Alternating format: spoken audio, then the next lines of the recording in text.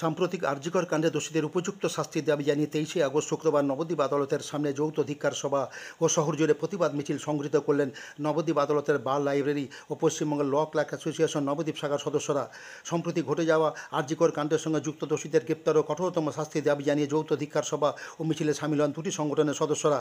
নবদ্বীপের বিভিন্ন সংগঠন ইতিমধ্যেই নারকীয় ঘটনার প্রতিবাদে ধিক্কার জানিয়ে পথে নেমেছে। এবার নবদ্বীপ আদালতের বার লাইব্রেরি ও ল ক্লার্ক অ্যাসোসিয়েশন সদস্যরা পথে নেমে প্রতিবাদ জানালেন। এই কর্মসূচি বিষয়ে জানালেন দুই সংগঠনের সম্পাদক অতুল রায় ও সুশোভন ব্যানার্জি। আদালতে বার লাইব্রেরি এবং ল ক্লার্ক অ্যাসোসিয়েশন নবদ্বীপ শাখা পক্ষ থেকে যৌথভাবে এই নির্যাতিতা ডাক্তারের এইভাবে ধর্ষণ এবং অবশেষে তাকে হত্যা করা হয়েছে এবং সেইটাকে চাপা দেওয়ার জন্য বর্তমান যে প্রশাসক আছে তারা নানাভাবে চেষ্টা করছে সেটাকে চাপা দেওয়ার জন্য।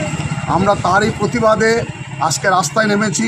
শুধু আমরা নয়, আমাদের সাথে যারা আছে ল ক্লার্ক এবং লয়ার যারা আছে তারাও এর সঙ্গে সামিল হয়েছে এবং এই ঘটনাকে ধিক্কার জানাচ্ছি এবং ধিক্কার বলে আমরা সারা নবদ্বীপ শহর পরিক্রমা করছি।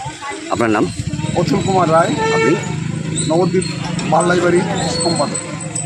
আরজিকরে যে নির্যাতিতা ডাক্তার তার যাতে তাড়াতাড়ি সুবিচার পায় সেই দাবিতেই আমাদের আসছে। কি মনে করছেন প্রকৃত বিচার হবে?